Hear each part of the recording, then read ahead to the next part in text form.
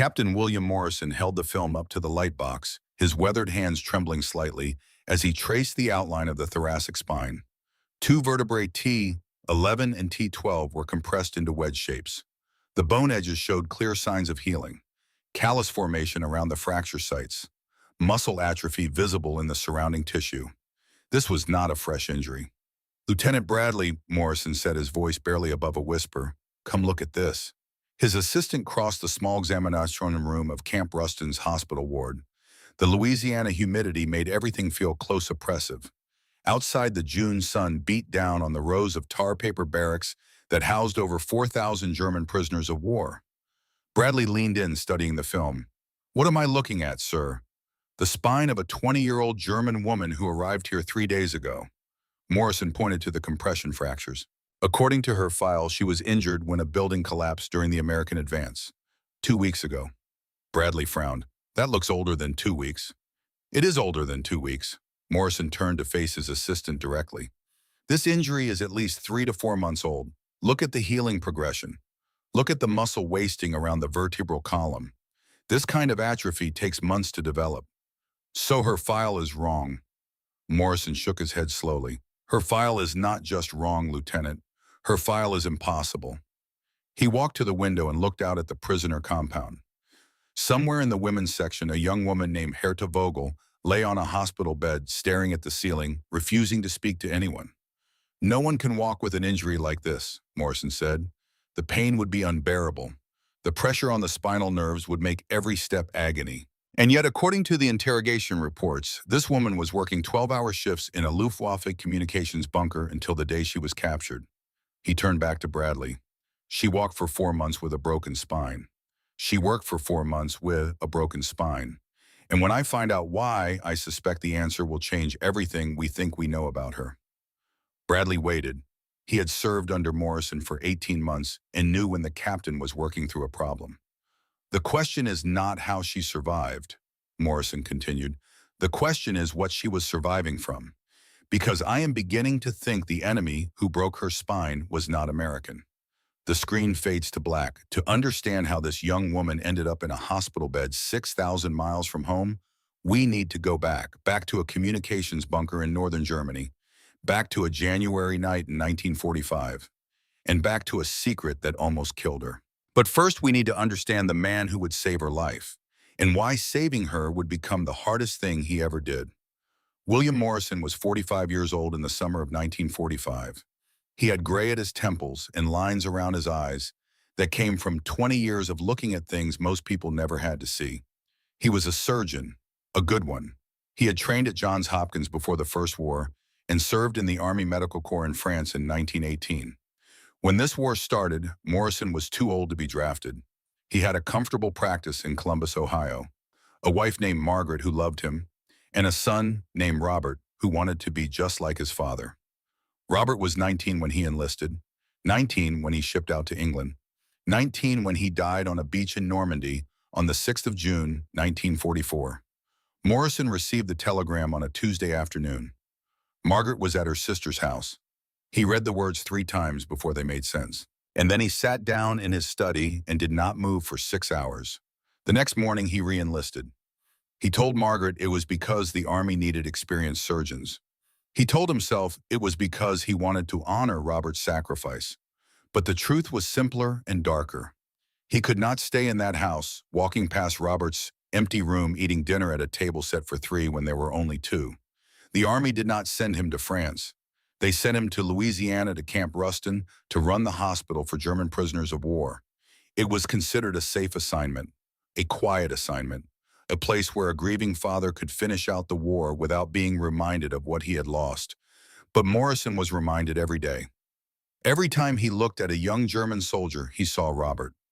Every time he treated a 19-year-old with shrapnel wounds or dysentery or homesickness, he thought about his son dying on a beach while German bullets tore through American bodies. He wrote in his journal every night. Margaret kept the letters he sent, but she never saw the journal entries. Those were too honest for sharing. One entry, dated 3 weeks before Herta Vogel arrived, read, "I do not know how to hate these men. They are boys, most of them. Just like Robert. They have mothers waiting for news. They have letters they will never send." When I look at them, I see my son, and I do not know if that makes me want to save them or let them die. This was Morrison's fatal flaw. He was a healer who was not sure he wanted to heal, a father who had lost his only child to the very enemy he was now sworn to protect. Every day he put on his white coat and did his job. Every night he sat alone in his quarters and wondered if any of it mattered. And then Herta Vogel arrived, and everything changed. The women's section of Camp Ruston was small. German women in the military were rare, and captured German women were rarer still. Most of the female prisoners were nurses or administrative staff captured in France. They numbered fewer than 50 housed in a single barracks at the edge of the compound. Herta Vogel was assigned to a bed near the window because of her medical condition. She could not lie on her back without excruciating pain, so she lay on her stomach or her side face turned toward the glass, watching the Louisiana sky. She was 20 years old, blonde hair now unwashed and tangled, blue eyes that had once been bright but now seemed faded like cloth left too long in the sun. She wore the remnants of her Luftwaffe auxiliary uniform, torn and stained, but still recognizable. She would not let anyone take it from her. The other women in the barracks watched her with a mixture of curiosity and suspicion. Most of them had heard rumors: a signals operator, a communications specialist, captured near Bremen in the final weeks of the war, injured in a building collapse. But one woman looked at Herta differently. One woman knew something the others did not. Gerda Weiss was 28 years old. She had served as a nurse on the Eastern Front before being transferred west and eventually captured by the Americans.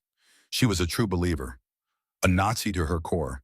She had seen things in Russia that would have broken other women, but they had only hardened her conviction that Germany was fighting for survival against enemies who would destroy them all. Gerda watched Herta from across the barracks for 2 days before she approached her. "Vogel," Gerda said, standing beside Herta's bed. "I know that name." Herta did not respond. Her eyes remained fixed on the window. "You worked in the communications bunker near Bremen. I had a friend there. She wrote to me about 3 girls who listened to enemy radio broadcasts at night. One of them was beaten by an officer when they were discovered." Herta's body tensed, just slightly, just enough for Gerda to notice. "My friend said the officer used an antenna rod, hit the girl so hard she could not stand for days. But somehow that girl kept working, kept showing up for her shifts, kept pretending nothing was wrong." Gerda leaned closer. Her voice dropped to a whisper. "That girl was you, was she not, Vogel? You listened to the BBC, you heard their lies about Germany, and you were punished for it." Herta finally turned her head. Her eyes met Gerda's. There was no fear in them. Only exhaustion. Only the weariness of someone who had been carrying a weight too heavy for too long. "What do you want?" Herta asked. "I want you to know that I know." Gerda smiled, but there was no warmth in it. "You might think you are safe here. You might think the Americans will protect you because you are a victim. But I know what you really are, a traitor. And traitors are never safe. Not anywhere." Gerda straightened and walked away, leaving Herta alone with her pain and her secrets. But Herta was not afraid of Gerda. She had stopped being afraid of other people months ago. The only thing she feared now was the truth. And the truth was already beginning to surface.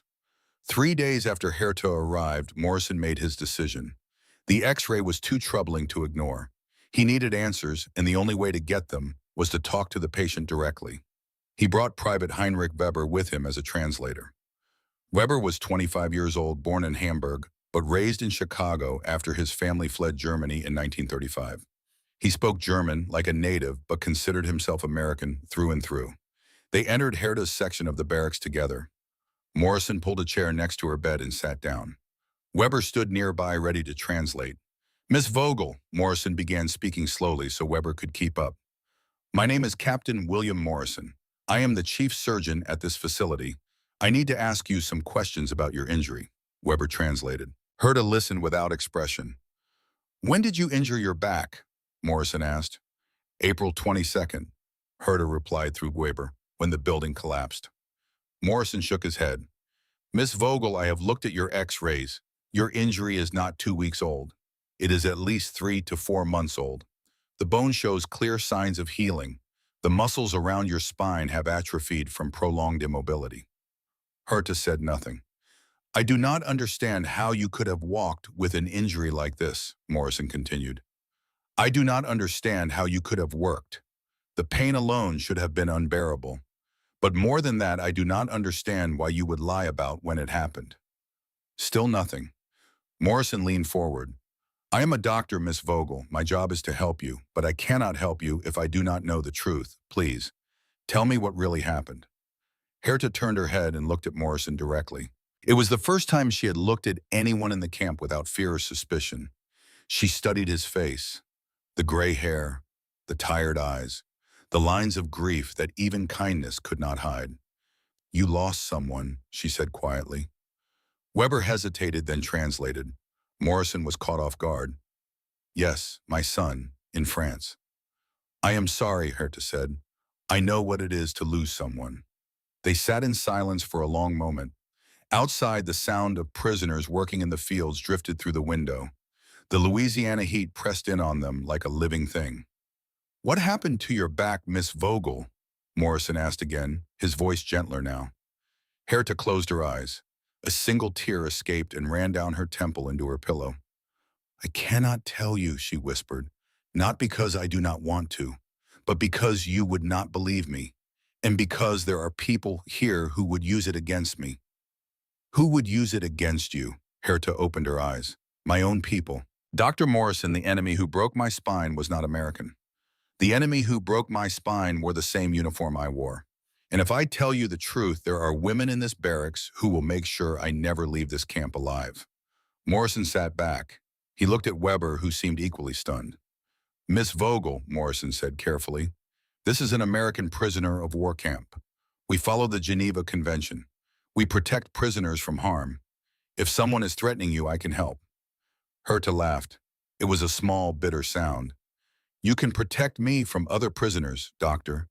But can you protect me from the truth? Can you protect me from what I did, from what I know?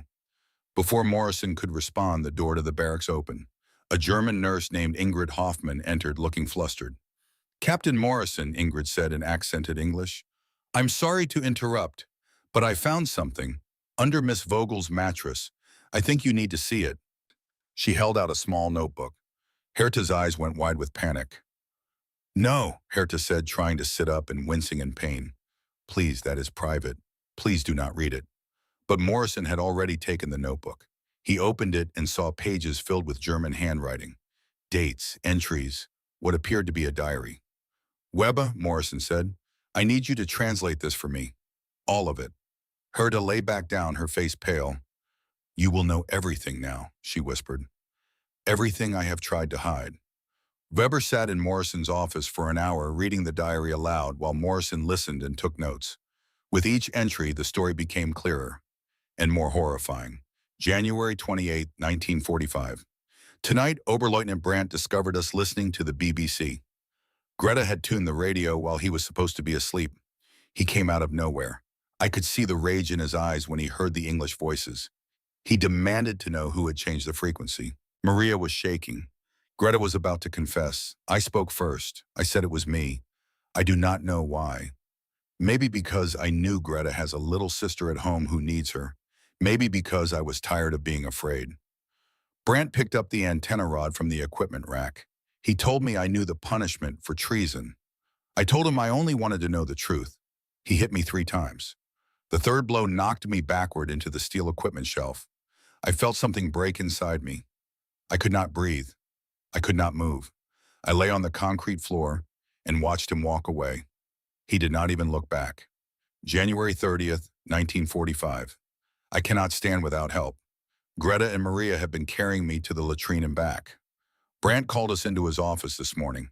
He said if any of us report what happened, all 3 of us will be sent to a labor camp. He said the word Ravensbrück. I have heard stories about Ravensbrück, stories about what happens to women there. I will not let them send me to that place. I will work. I will pretend nothing is wrong. I will survive. February 5th, 1945. I have bound a wooden board to my lower back under my uniform. It helps keep my spine straight. Every step is agony, but I can walk now. I can sit at my station. I can do my job. No one suspects. Brandt watches me sometimes, and I can see he is waiting for me to collapse. I will not give him the satisfaction. February 20th, 1945. The pain never stops. I sleep on my stomach because lying on my back is impossible. I think about my mother every night. I think about my little brother Klaus. I do not know if I will ever see them again, but I have to believe I will. That belief is the only thing keeping me alive. March 15th, 1945. I can hear artillery every night now. The Americans are getting closer.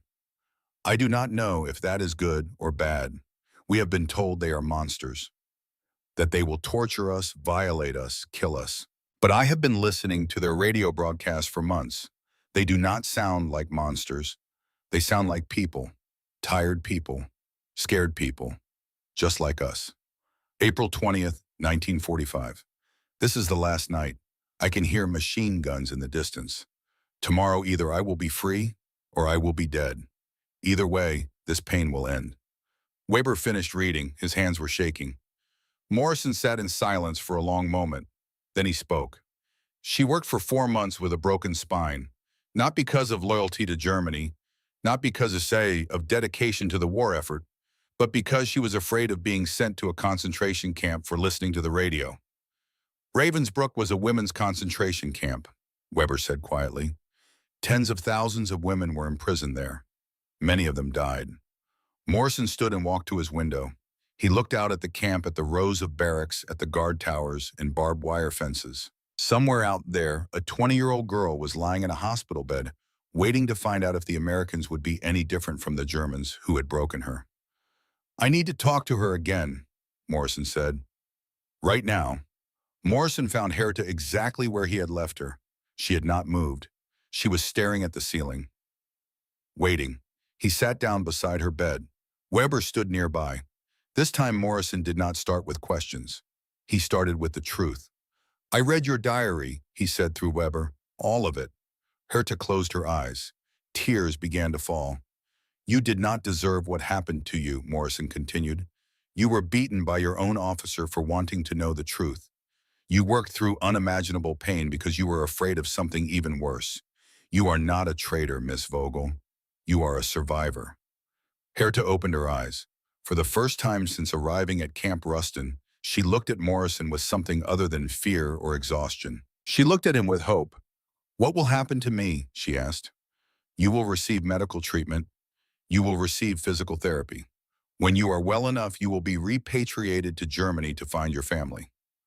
And Brandt, the officer who did this to me, Morrison's jaw tightened.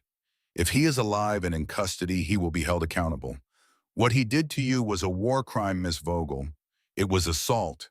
It was torture, and it will not go unpunished. Herta reached out and took Morrison's hand. It was the first time anyone had touched her with kindness since the night Brandt broke her spine. Dr. Morrison, she said, her voice barely above a whisper. I have spent 4 months being afraid. Afraid of Brandt, afraid of the Americans, afraid of everyone and everything. For the first time since January, I feel like I might be safe. Morrison squeezed her hand gently. You are safe here, Miss Vogel. I give you my word. But even as he spoke the words, Morrison knew the truth was more complicated. Because there were people in Camp Ruston who did not see Herta Vogel as a victim. There were people who saw her as the enemy. And one of them was already writing a report that would threaten everything Morrison was trying to do.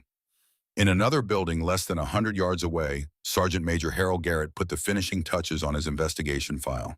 He had lost both his sons in the Ardennes offensive 6 months earlier. He had spent every day since then looking for ways to make the Germans pay.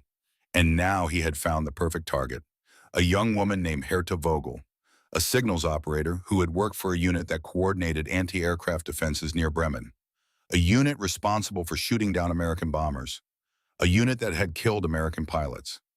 Garrett did not care about broken spines or BBC broadcasts or officers with antenna rods. He cared about justice, and he was about to make sure Herta Vogel faced it. The next morning, Colonel Patterson would have 2 reports on his desk. One from Morrison asking for protection and compassion, one from Garrett demanding investigation and punishment. And the decision he made would determine whether Herta Vogel lived or died. Colonel James Patterson had been a soldier for 32 years. He had graduated from West Point in 1913. He had fought in France in the First War. He had trained young officers between the wars. And now, at 50 years old, he commanded one of the largest prisoner of war camps in the United States. He was a man who believed in rules, in procedure, in doing things the right way, even when the right way was difficult. He had run Camp Ruston for 18 months without a single scandal, a single escape, a single incident that made the newspapers back home. He was proud of that record. But this morning, sitting at his desk with two reports in front of him, Patterson felt something he rarely felt: uncertainty. The first report came from Captain William Morrison, the camp's chief surgeon. It was 6 pages long, meticulously detailed, and it told the story of a young German woman named Herta Vogel, who had been beaten by her own officer for listening to Allied radio broadcasts. Morrison recommended that Vogel be classified as a victim of internal German military violence, given protective status, and provided with comprehensive medical treatment until she could be safely repatriated. The second report came from Sergeant Major Harold Garrett, the camp's chief of security. It was 4 pages long, equally detailed, and it told a very different story. According to Garrett's research, Herta Vogel had served in a Luftwaffe communications unit that coordinated anti-aircraft defenses near Bremen. That unit had been responsible for shooting down American bombers. That unit had killed American pilots. Garrett recommended that Vogel be investigated as a potential war criminal and transferred to Fort Meade for formal interrogation. Patterson read both reports twice. Then he summoned both men to his office. They arrived within minutes of each other, Morrison in his white medical coat, stethoscope around his neck, looking tired but determined. Garrett in his dress uniform, medals gleaming, standing at rigid attention. 2 men who had served their country with distinction. 2 men who now stood on opposite sides of an impossible question.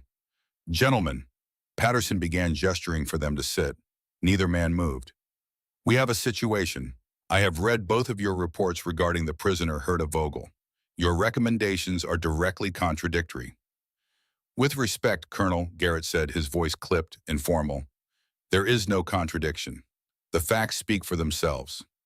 Vogel served in a unit that killed 84 American pilots. 84 men who will never go home to their families. That is not a matter of opinion. That is a matter of record." Morrison stepped forward, and she was also beaten so severely by her own officer that she suffered compression fractures to her thoracic spine. She worked for 4 months in constant agony because she was afraid of being sent to a concentration camp. "That is also a matter of record, Sergeant." "Internal German matters are not our concern," Garrett replied. "Our concern is American lives, American pilots, American sons and husbands and fathers who died because of people like her."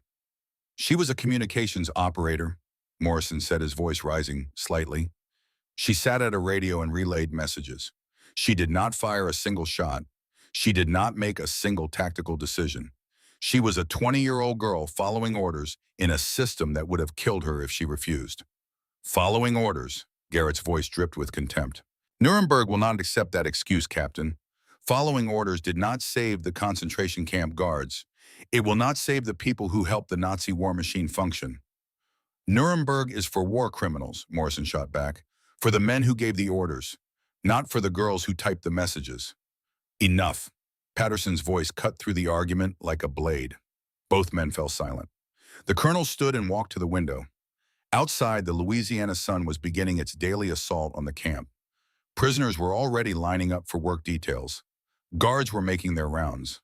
Life continued indifferent to the drama unfolding in this small office. "I understand both of your positions," Patterson said without turning around. "Garrett, you lost your sons in the Ardennes. I read your service file. James and Thomas, 19 and 21 years old. I cannot imagine that pain, and I will not pretend to." He turned to face Morrison.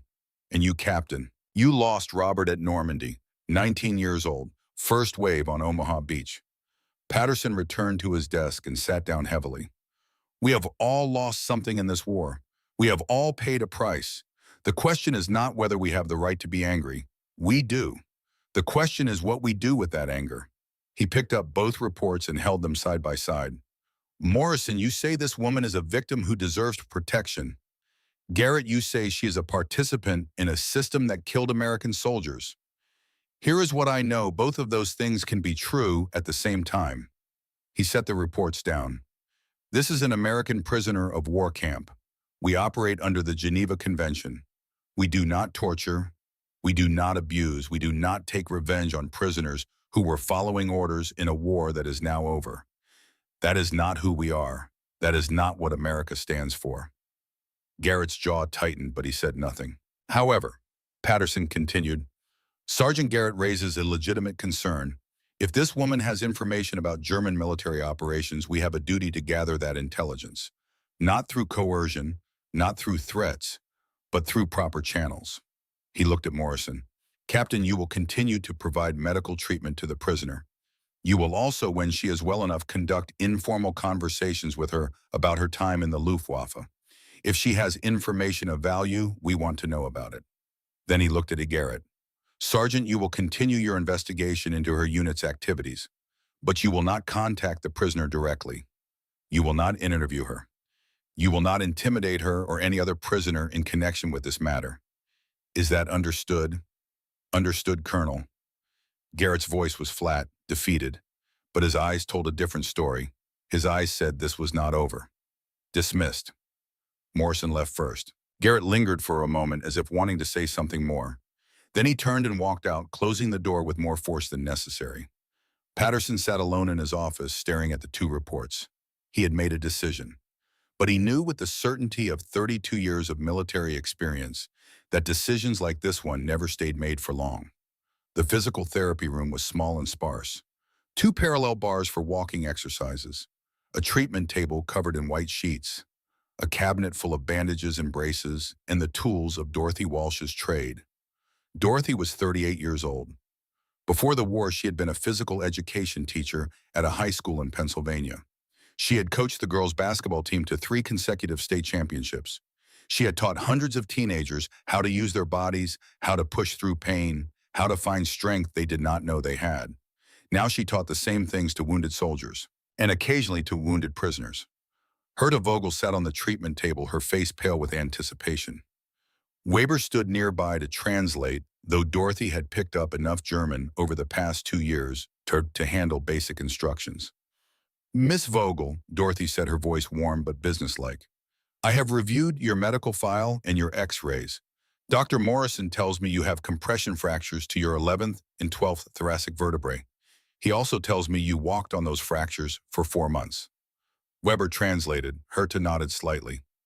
I am not going to lie to you, Dorothy continued. Your injury is serious. You may never fully recover. You may need a cane for the rest of your life.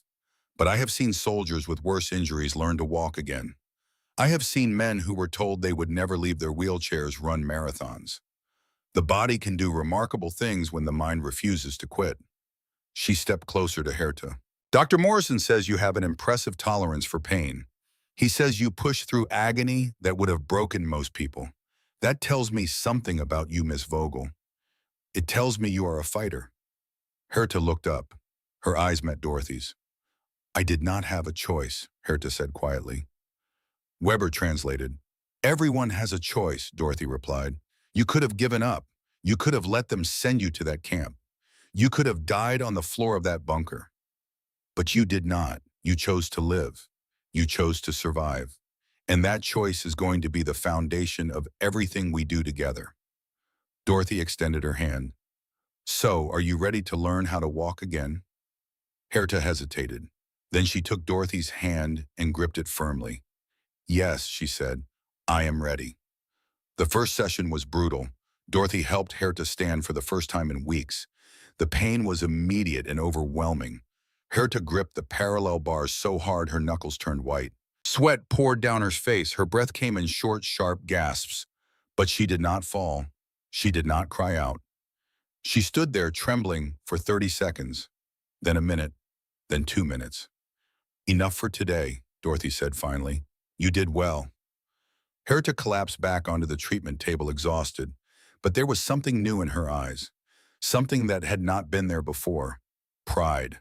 Weber helped her back to her barracks one slow step at a time.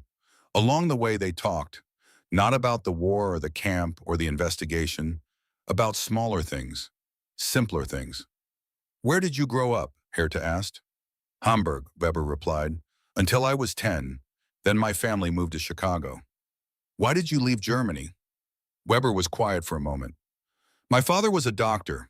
In 1935, they told him he could no longer practice medicine because he had Jewish friends. He saw what was coming.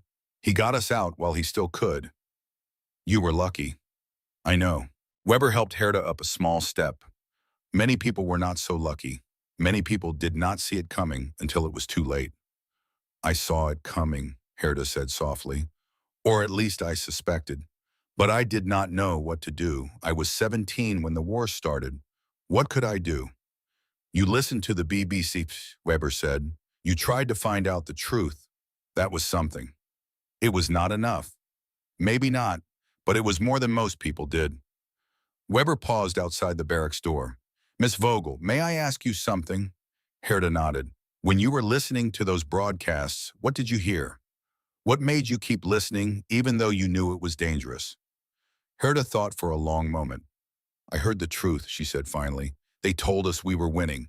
They told us the enemy was weak and cowardly and would collapse any day. But the BBC said different things. They talked about battles we had lost, cities we had surrendered. They talked about what was happening in the camps, the death camps. Her voice dropped to a whisper. I did not want to believe it. None of us did. Who wants to believe that their own country is capable of such things? But the more I listened, the more I knew. The voice on the radio was telling the truth, and the voice on the loudspeaker was lying. Weber nodded slowly. That took courage, more courage than you realize. It did not feel like courage. It felt like desperation, like I was drowning and the radio was the only thing keeping my head above water. She looked at Weber directly. Do you know what the worst part was? The worst part was not being beaten. The worst part was knowing that I was right, that everything I had been taught, everything I had believed was a lie, that my country had become a monster, and that I had been part of it, even if only a small part. Weber had no answer for that. Some wounds were too deep for words. 2 weeks passed. Herta's condition improved slowly. She could walk short distances with a cane now. The pain was still constant, but it was manageable. Dorothy Walsh called her the most determined patient she had ever treated. But outside the therapy room, storm clouds were gathering. Sergeant Garrett had not forgotten about Herta Vogel. He could not contact her directly, but he could investigate her background. And investigate he did. He sent requests to Army intelligence units across Europe. He combed through captured German documents. He interviewed other prisoners who had served in similar units. And piece by piece, he built his case. The breakthrough came on a Tuesday afternoon. A package arrived from the European theater. Inside were copies of German military records from the Bremen Anti-Aircraft Command, personnel files, duty rosters, after-action reports.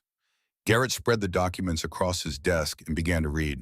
His heart beat faster with each page. There, March 18, 1945. A major American bombing raid on Bremen. 12 B-17 bombers shot down. 84 crew members killed. It was one of the heaviest losses of the month. And there on the duty roster for that night, Herta Vogel, communications operator, on shift from 1800 hours to 0600 hours. Garrett stared at the document. 84 men, 84 families who received telegrams, 84 empty chairs at dinner tables across America. His own sons had died in December.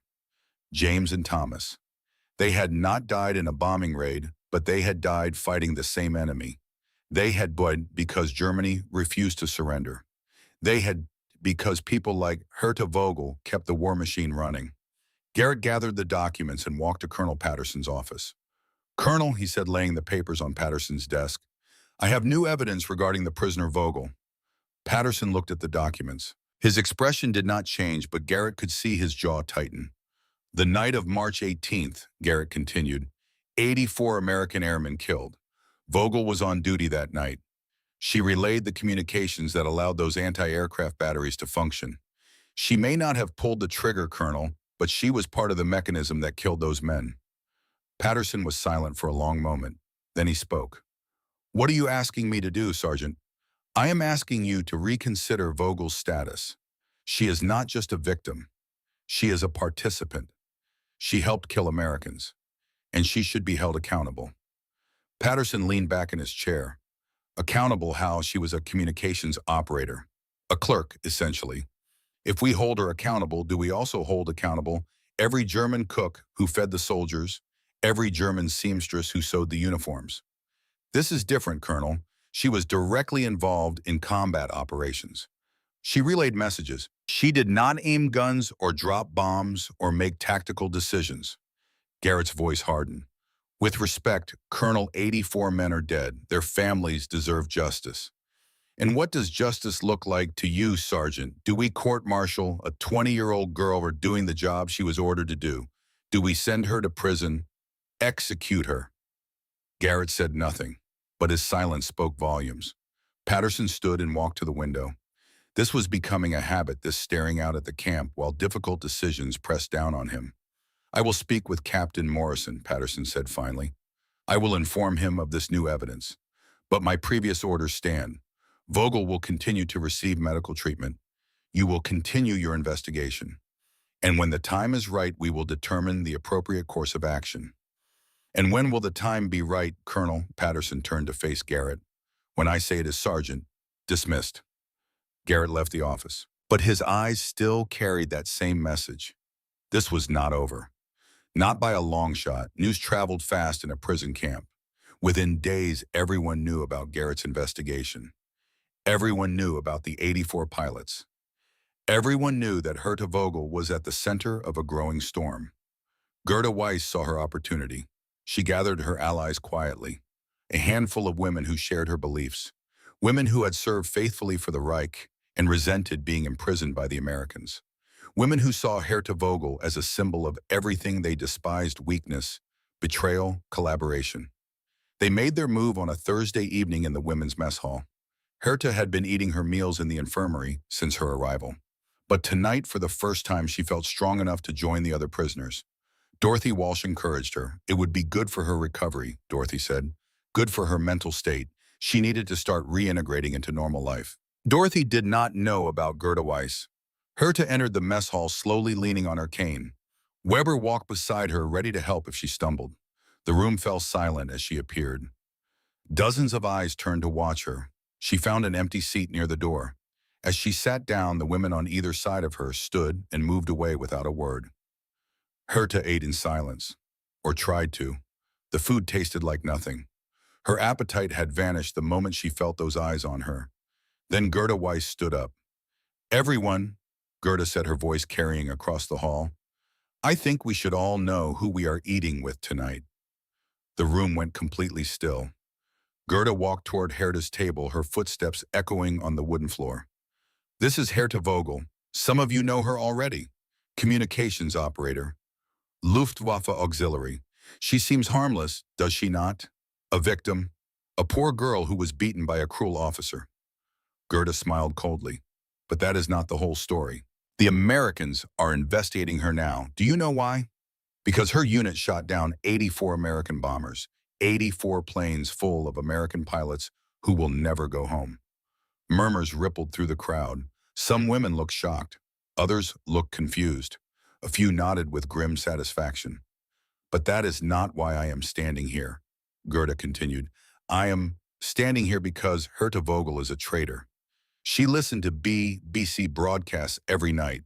She filled her head with enemy propaganda. And when she was caught, she did not defend Germany. She did not stay loyal. She told the Americans everything. She gave them information about our military. She betrayed us all. Gerda stood directly in front of Herta, now looking down at her with undisguised contempt. You are a traitor to Germany and a war criminal to America. You belong to no one. No one will protect you. No one will mourn you. You are nothing. The mess hall was completely silent. Every eye was on Herta, waiting to see what she would do, waiting to see if she would crumble. Herta looked up at Gerda. Her face was pale. Her hands were trembling, but her eyes were steady. Are you finished? Herta asked quietly. Gerda blinked. She had expected tears, denials, perhaps an attempt to flee. She had not expected this quiet defiance. What did you say? Herta pushed herself to her feet, using her cane for support. The movement was slow and painful, but she completed it. She stood facing Gerda eye to eye. I asked if you were finished, because if you are, I have something to say. The room seemed to hold its breath. Yes, Herta said, her voice growing stronger. I listened to the BBC. I listened every night for months. Do you want to know why? Because I wanted to know the truth. Because the radio told us we were winning while I watched our cities burn. Because the newspapers told us the enemy was weak while I heard their planes overhead every night. She took a step closer to Gerda. Her cane tapped against the floor. You call me a traitor for wanting to know what was really happening. But what about the people who lied to us? What about the officers who told us we were winning while they planned their escape routes to Switzerland? What about the leaders who sent millions of people to death camps while telling us Germany was fighting for civilization? Her voice rose. The words poured out of her like water breaking through a dam. I was beaten so badly I could not stand. I worked for 4 months with a broken spine because I was afraid of what my own country would do to me. And now I am here in an American prison camp, and do you know what they have done to me? They have given me a doctor. They have given me medicine. They have given me a chance to walk again. She looked around the room, meeting the eyes of the women who were watching. Gerda calls me a traitor. But the Americans who are supposed to be our enemies have treated me with more kindness than the officer who wore the same uniform I wore. So you tell me, who are the real monsters? Who are the real traitors? Silence, Wong. Then slowly one woman stood up from her table. She was older, perhaps 40, with gray streaks in her dark hair. She walked across the room and sat down next to Herta.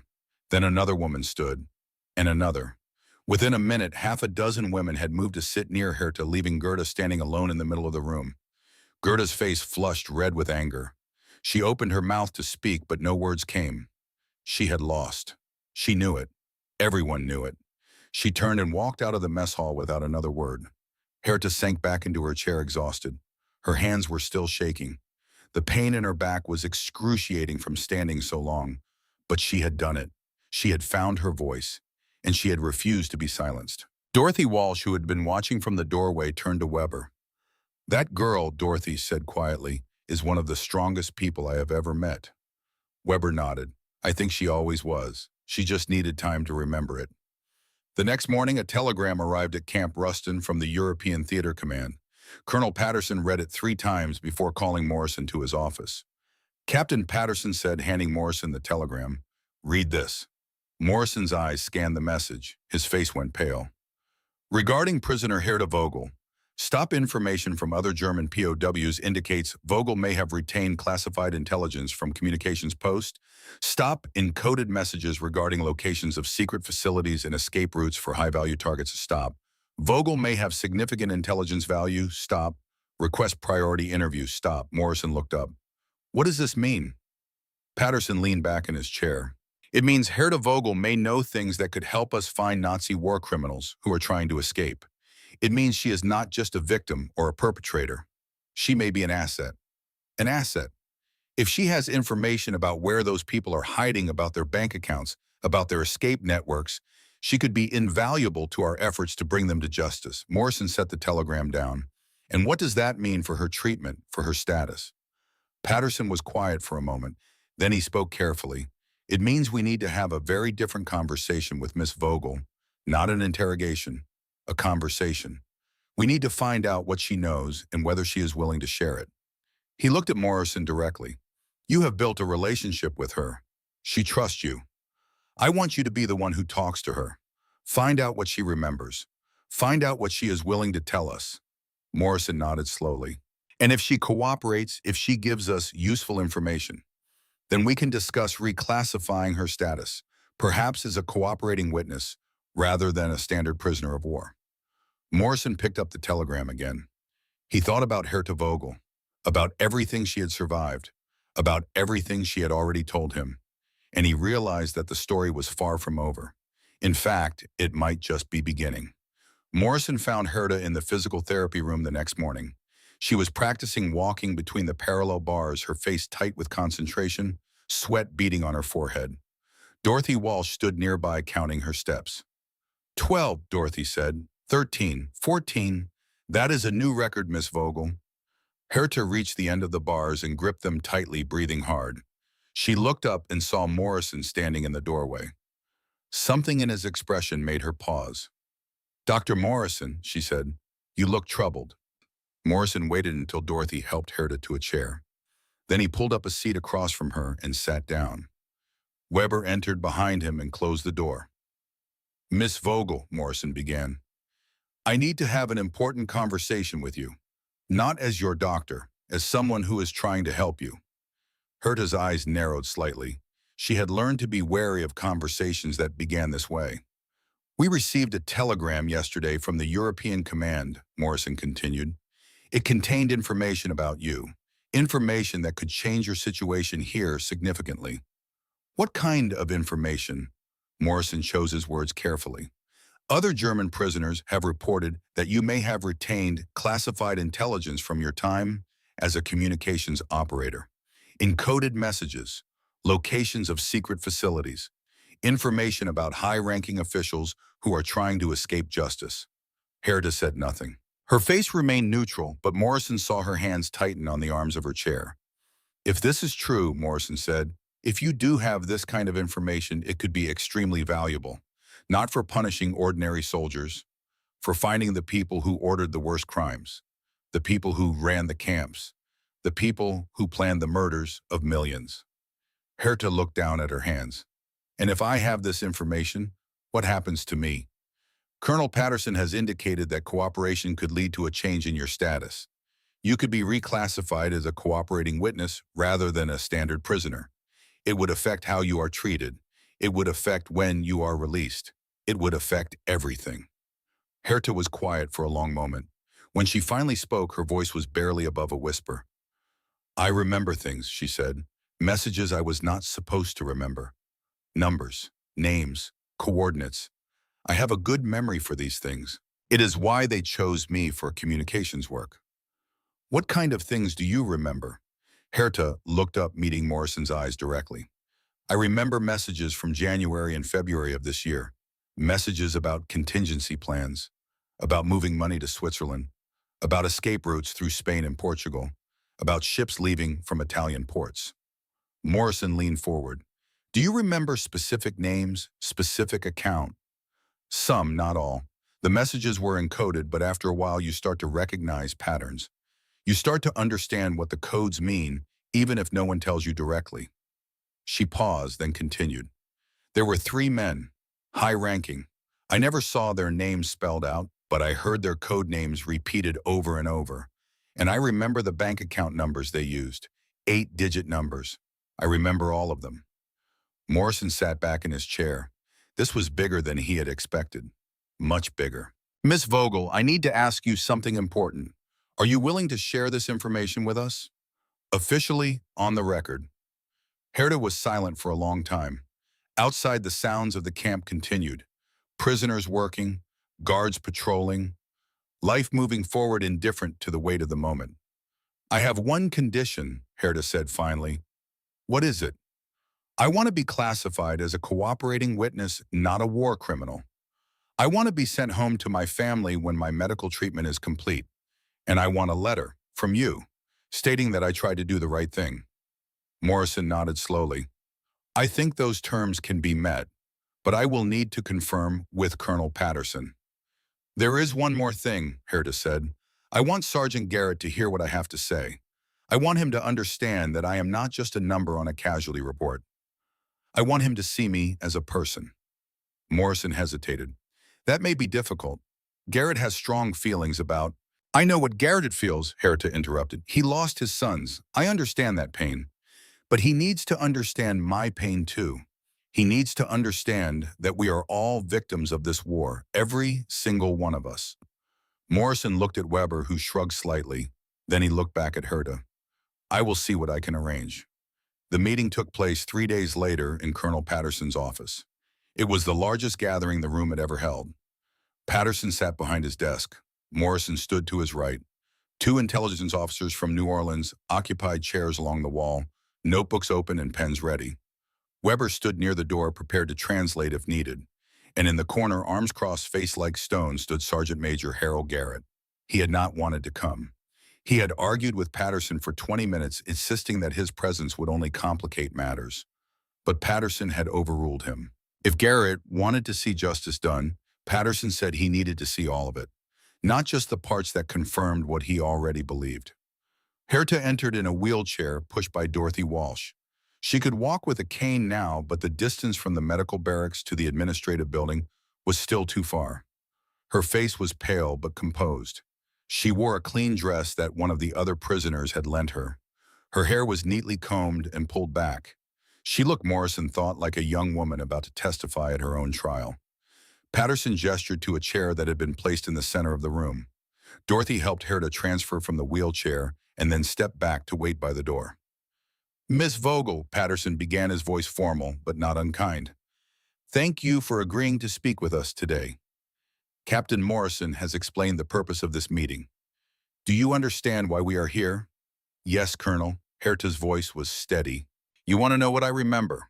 What I learned during my time in the communications bunker?" "That is correct. The information you provide will be used to assist in the apprehension of war criminals who are attempting to escape justice. Before we begin, I want to make clear that you are not being interrogated. You are not being coerced. If at any point you wish to stop, you may do so. Do you understand?" "I understand." "Then please, tell us what you know." Herta took a deep breath. She looked around the room, her eyes pausing briefly on each face. When her gaze reached Garrett, she held it for a moment longer than the others. He did not look away. Then she began to speak. "In January of 1945, I was assigned to the night shift in our communications bunker. My job was to receive and relay messages between our command center and various units in the field. Most of the messages were routine: troop movements, supply requests, weather reports." She paused. "But some messages were different. They came through on a separate frequency using a different code. They were marked with priority flags that I had never seen before. The other operators told me not to ask questions. Just relay the message and forget you ever saw it." "But you did not forget," one of the intelligence officers said. "No, I have what they call an eidetic memory. I cannot forget numbers even when I want to. Every message I saw, every code I transmitted is still in my head. I could not erase them if I tried." She looked down at her hands. "At first, I did not understand what the messages meant. They were just strings of numbers and letters. But over time, I started to see patterns. I started to recognize the structure. And I started to understand." "What did you understand?" Patterson asked. Herta raised her head. "I understood that certain high-ranking officials were preparing to flee. They were moving money out of Germany. They were establishing false identities. They were planning escape routes through neutral countries, and they were doing all of this while telling the rest of us to fight to the death for the fatherland." The room was silent. Even Garrett's expression had shifted slightly, not softened exactly, but something had changed. "I remember 3 names," Herta continued. "Code names, not real names. Adler, Falk, Habicht, Eagle, Falcon, Hawk. Every message about the escape plans used one of these 3 names." She closed her eyes, concentrating. "Adler was the highest ranking. Most of the money transfers went through his accounts. The primary account number was 74298,316. Secondary account was 55102,478, both at a bank in Zurich. One of the intelligence officers was writing furiously. The other had stopped writing, entirely staring at Herta with undisguised amazement. "Falk handled logistics," Herta continued, transportation, documents. He had contacts in Spain and Portugal. The messages mention a ship called the Santa Maria leaving from Genoa on April 15th. I do not know if it actually departed. By then, everything was chaos." "In Habicht?" Patterson asked. Herta opened her eyes. "Habicht was different. His messages were not about escape. They were about destruction, about making sure certain records never fell into Allied hands. He ordered the burning of documents at 3 facilities. I remember the coordinates of all 3. She recited them from memory, latitude and longitude, exact to the second. The intelligence officers exchanged glances. One of them quietly excused himself and left the room. Morrison suspected he was going to verify the information immediately. Patterson leaned forward.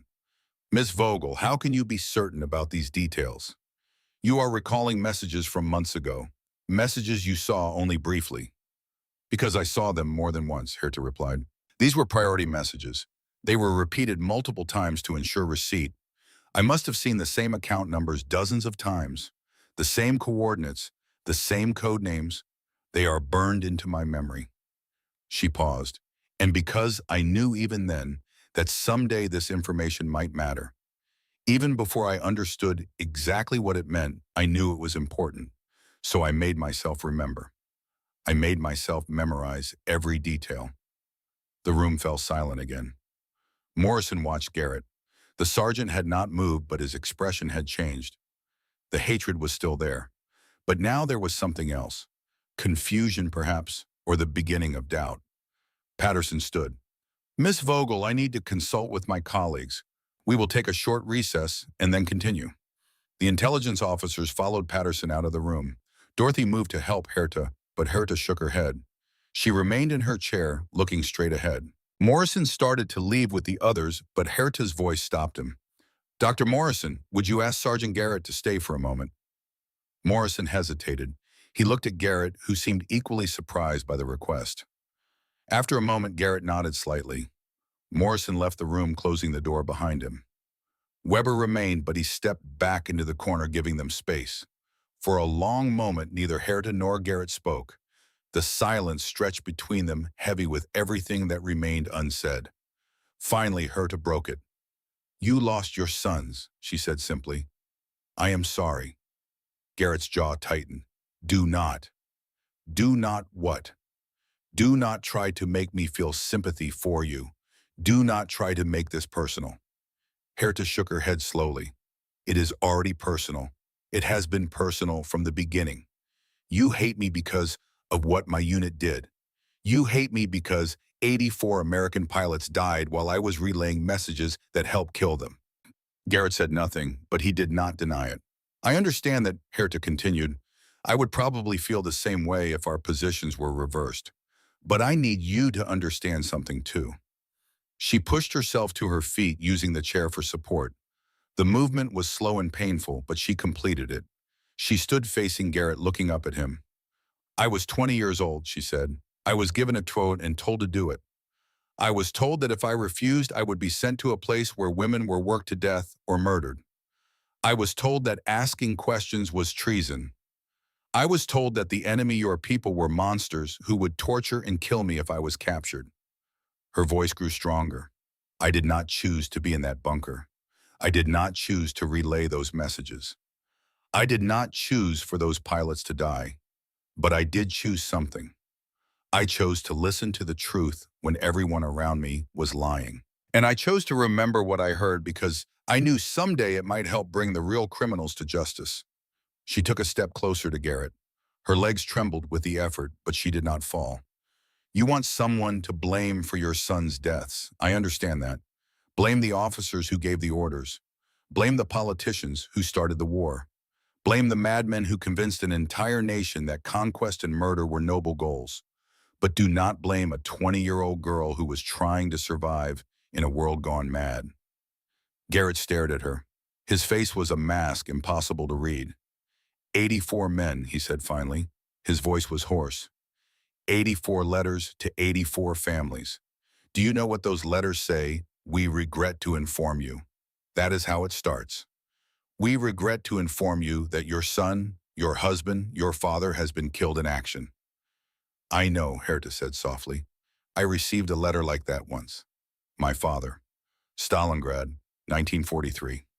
Garrett blinked. Something shifted in his eyes. The letter said he died bravely, Herta continued, fighting for the fatherland, but I never believed it. I think he died cold and scared and wondering why he was there at all. Just like your sons probably wondered. Just like all of them wondered. She reached out and touched Garrett's arm.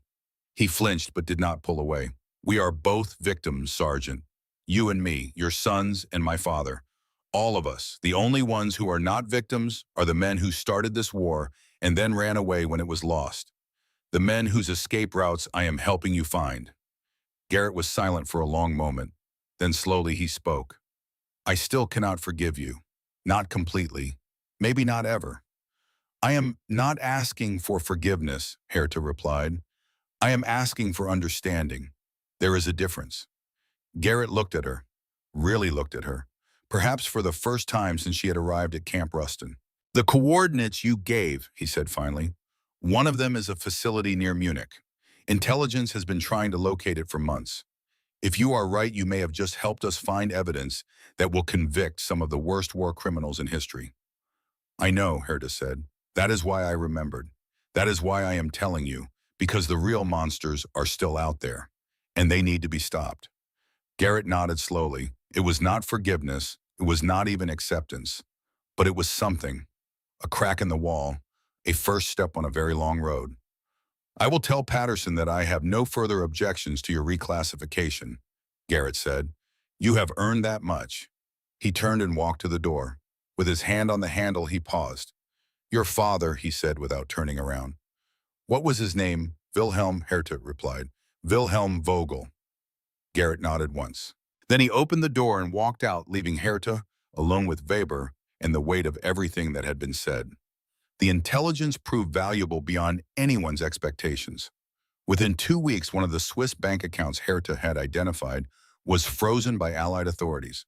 Within a month, 2 of the 3 facilities she had located were secured, yielding thousands of documents that would later be used in war crimes trials. Within 6 months, 14 high-ranking Nazi officials were apprehended, several of them caught using the exact escape routes Herta had described.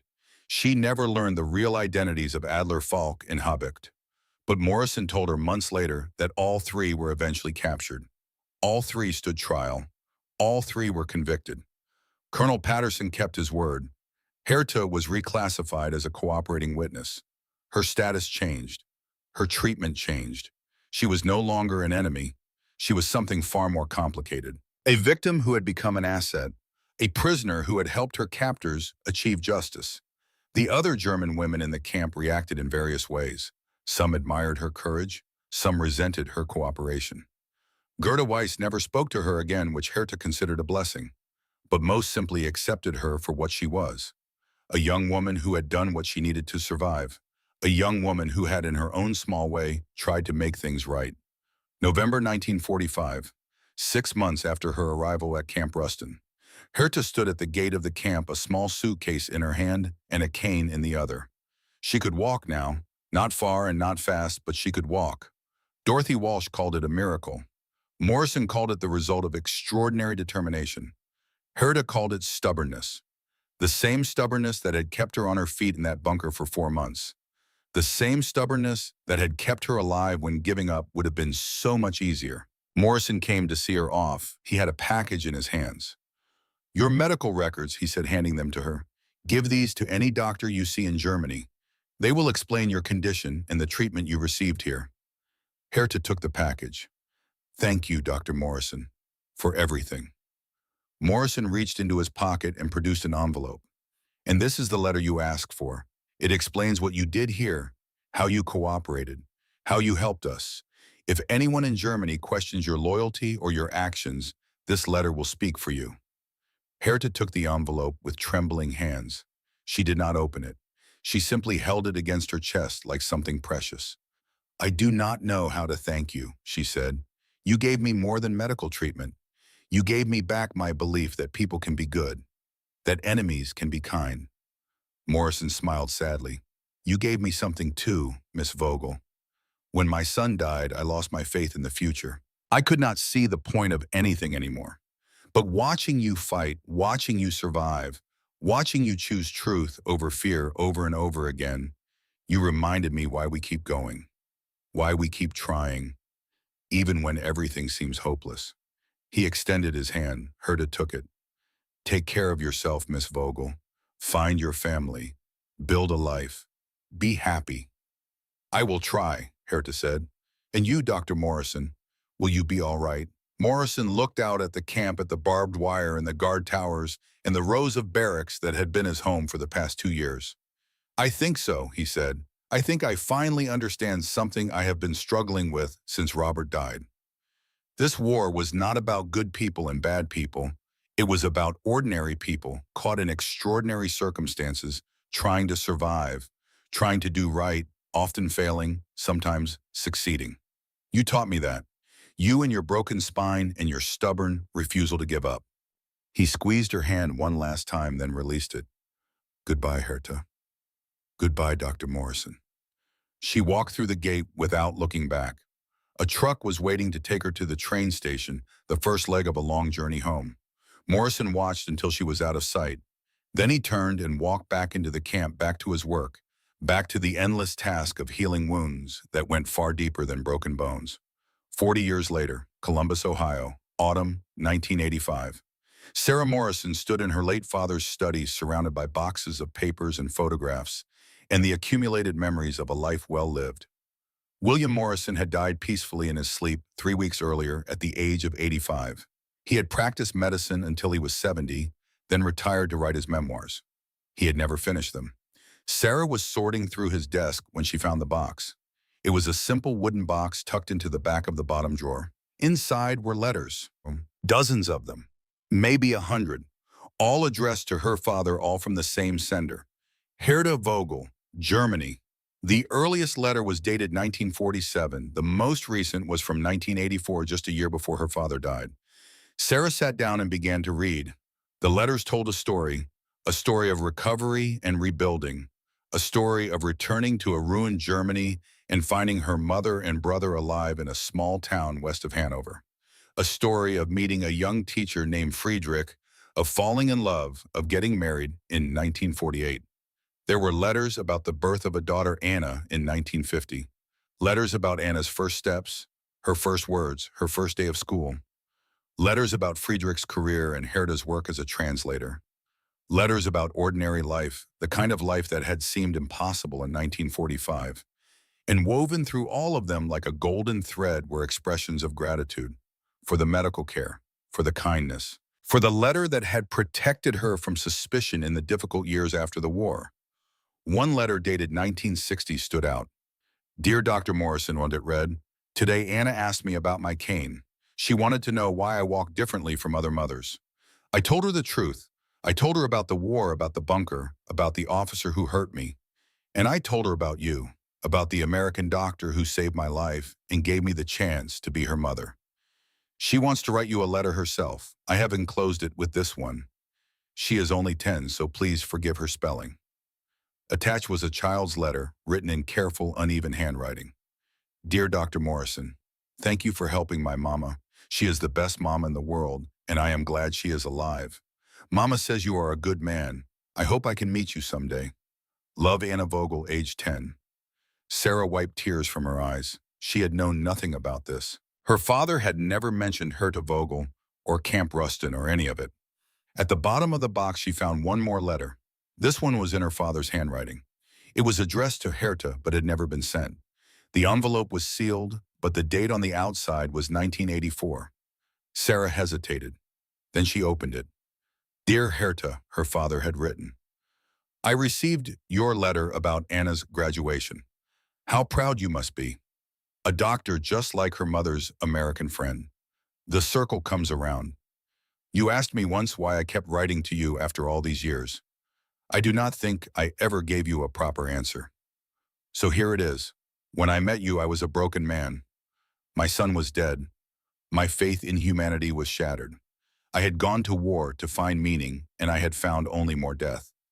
But you showed me something I had forgotten. You showed me that courage is not about being fearless. It is about being afraid and choosing to stand up anyway. You showed me that strength is not about muscle or bone. It is about will. It is about deciding every single day to keep going, even when everything hurts. You had a broken spine, Herta, but you had an unbreakable spirit. And watching you heal, watching you fight, watching you refuse to give up, you healed something in me too. You gave me back my hope. I am an old man now. I do not know how many letters I have left to write, but I wanted you to know before it is too late that you saved me just as much as I saved you. Maybe more. With gratitude and affection always. William. Sarah sat in her father's study for a long time, holding the letter, crying quietly. Then she picked up the telephone and began trying to find a woman named Herta Vogel in Germany. It took her 6 months. But in the spring of 1986, Sarah Morrison flew to Hamburg. Anna Vogel now. Dr. Anna Vogel met her at the airport. She was 36 years old with her mother's blonde hair and her father's gentle eyes. She had become a physician specializing in physical rehabilitation. Her mother's story had inspired her career. They drove to a small house in a village outside the city, and there, sitting in a garden filled with spring flowers, Sarah met Herta Vogel for the first time. Herta was 61 years old. Her hair was gray now, and she walked with the same cane she had used for 40 years. But her eyes were bright and clear, and her bile was warm and genuine. "You look like him," Herta said, taking Sarah's hands. "You have his eyes." They talked for hours about the camp, about the letters, about everything that had happened in the decades since. Sarah gave Herta the unsent letter her father had written. Herta read it and wept. "He saved my life," Herta said, "but he always thought it was the other way around." "Maybe it was both," Sarah replied. "Maybe you saved each other." Herta nodded slowly. "Yes, maybe we did."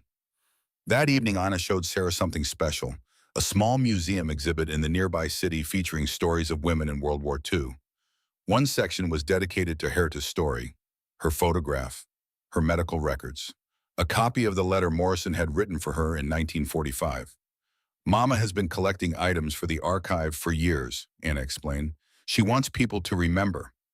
Not just the big heroes and the big villains, but the ordinary people caught in between. The people who just tried to survive and do what was right." Sarah stood in front of her father's letter preserved behind glass. She thought about him sitting in his office at Camp Ruston, writing those words for a young German woman he barely knew. She thought about all the letters that had followed, the decades of correspondence, the quiet friendship that had grown between two people who should have been enemies. "He never told me about any of this," Sarah said. "Not once." "Some things are too precious to share," Anna replied. "Some things you keep close because sharing them would change them somehow, make them less real." Sarah nodded. She understood now. The final panel of the exhibit showed two photographs side by side. Herta in 1945, young and thin and frightened, standing at the gate of Camp Ruston. And Herta in 1985, 60 years old, standing in the same pose, the same cane in her hand, the same determination in her eyes. Beneath the photographs was a quote from one of Morrison's letters. "Strength is not about muscle or bone, it is about will. It is about deciding every single day to keep going, even when everything hurts." Sarah reached out and touched the glass. "Thank you, Dad," she whispered. "Thank you for teaching me what courage really means." Herta Vogel died in 1994 at the age of 69. She was surrounded by her family, her daughter Anna, her grandchildren, her husband Friedrich, who would follow her just 2 years later. Her cane was placed beside her in the coffin, the same cane she had used every day since leaving Camp Ruston. "Some burdens," Anna said, "you carry with you forever, but they become lighter when you know why you are carrying them." The diary that Herta had kept in 1945 was donated to the German Federal Archives.